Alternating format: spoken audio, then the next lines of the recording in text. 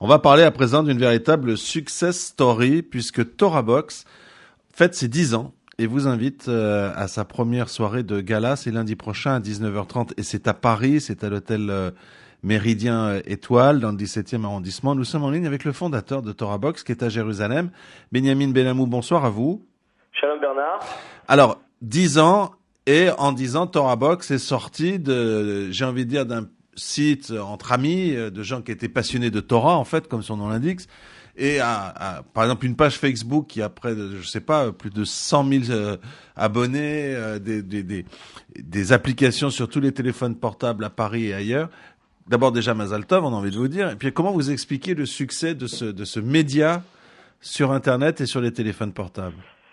Écoutez, TorahBox, c'est surtout une équipe qui essaye de parler en fait à chaque type de juif, puisqu'on est tous complètement différents. Il y a des gens qui aiment une Torah joyeuse, d'autres un peu plus austère, d'autres un peu plus philosophique. Donc, étant donné qu'on arrive à parler à tout le monde, même aux enfants, aux femmes, on a un site pour femmes, on a des dessins animés pour enfants. Donc, à partir de là, on commence à toucher à peu près, on va dire, tous les sortes de juifs. Donc, ce qui fait qu'on a aujourd'hui près de 250 000 visites par mois sur un site de Torah. En sachant que la Torah c'est contraignant, on arrive à faire des scores qui surpassent peut-être beaucoup de sites informatifs sur des thèmes beaucoup plus alléchants. 10 ans, c'est quoi? C'est 10 ans de quoi? D'abnégation, de rencontres avec les gens sur le terrain. Vous êtes tous à Jérusalem, vous avez des gens à Paris, vous avez des gens en France, en province? Alors, les 3/4 de notre équipe, donc c'est à Jérusalem. Uh-huh. Ça fait 10 ans qu'on répond peut-être à des dizaines de milliers, et encore c'est le minimum d'emails. On reçoit des coups de téléphone toute la journée pour répondre à des questions de halakha, du soutien psychologique. Donc aujourd'hui, c'est vrai que toute notre activité, elle est virtuelle, quand même assez aussi physique puisqu'on répond à des questions sur le terrain, mais par contre, on n'a pas encore rencontré vraiment c'est 75 000 abonnés à TorahBox. Uh-huh. Donc votre gala, c'est l'occasion aussi de rencontrer votre public, en tout cas votre public français. D'ailleurs, vous savez si votre public est essentiellement en France ou en Israël parmi les francophones? Alors il est à 70% en France, à 20% en Israël et ensuite ça se partage sur toute la francophonie. C'est surtout ce gala de rencontrer les gens puisque tout le monde le sait, les vidéos TorahBox se partagent beaucoup sur WhatsApp, sur tous les réseaux sociaux, etc. Il y a un certain attrait qui s'est créé sur tous les personnages qui participent à ces vidéos et beaucoup de gens qui souhaitent nous rencontrer et voilà, c'est l'occasion lors de ce gala à Paris. Lundi prochain. TorahBox, j'ai l'impression que c'est un peu un petit mélange, mais finalement avec de bonnes recettes. Et finalement, ça donne l'impression d'être très simple. Une belle photo le vendredi, des vidéos, les gens adorent ça. 3-4 réponses sur des questions de halakha très simples et une façon un peu festive de présenter les choses. Vous êtes d'accord avec ma recette? Parfaitement d'accord. Je crois que tu connais bien le marketing. Voilà, on essaye de parler à chacun. Il y a les jeunes. On s'est rendu compte qu'on n'arrivait pas à toucher la population des jeunes. On a créé donc ces vidéos humoristiques. Des gens qui ont besoin d'être attirés par la Torah avec ça, et effectivement, on utilise tous les moyens marketing d'aujourd'hui, une belle photo, des bons titres, mais une Torah véritable, orthodoxe, qui essaye de venir vers les gens.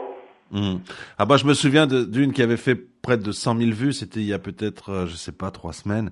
On voit un garçon qui rentre à la maison, c'est un francophone de Jérusalem, il rentre chez lui, alors c'est une image d'horreur parce que tous les jouets, il voit des jouets partout, on commence à prendre peur pour lui, on imagine que c'est en Israël, il passe de pièce en pièce, il y a une musique volontairement angoissante, puis finalement il arrive dans la chambre, il voit sa femme assise par terre en train de lire un livre, il lui dit mais qu'est-ce qui se passe? On est rassuré avec lui, et sa femme lui dit non, il se passe rien, tous les soirs tu me demandes mais qu'est-ce que t'as fait aujourd'hui chérie? Et ben voilà, je te réponds, rien. Aujourd'hui j'ai rien fait, voilà l'état de la maison. Bon, ça c'est la campagne du mois de février sur Torah. Ah, c'était février. Le grand message du mois, voilà, c'est la campagne de sensibilisation. Eh ben je te réponds, rien. Allez, une dernière question, est-ce que vous n'êtes pas aussi porté par le contexte avec une communauté juive qui est quand même de plus en plus intéressés par un caractère religieux, par un message de Torah, peut-être dans la lignée aussi de tout ce qu'avait commencé à planter le grand Ramassi Truc. Vous n'êtes pas aussi aidé par un contexte? Est-ce qu'on n'est pas aidé par un contexte? Je n'en sais rien. Ce que je sais par contre, c'est que j'ai l'impression qu'aujourd'hui, l'obscurité d'aujourd'hui, elle fait qu'un tout petit peu de lumière réjouit, illumine n'importe qui.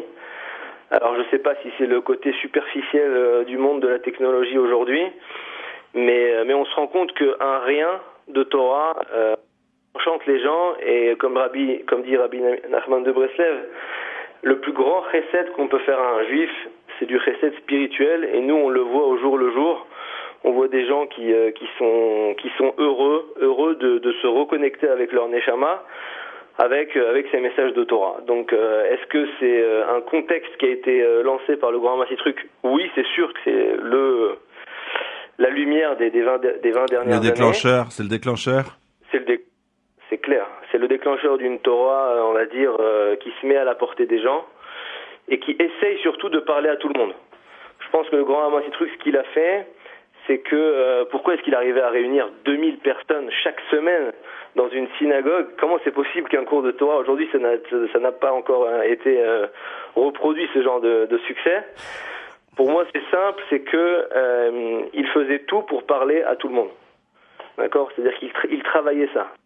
Et c'est ce que fait Torah Box. Il y avait de la profondeur pour les gens qui voulaient de la profondeur, il y avait de l'humour pour ceux qui voulaient passer une bonne soirée.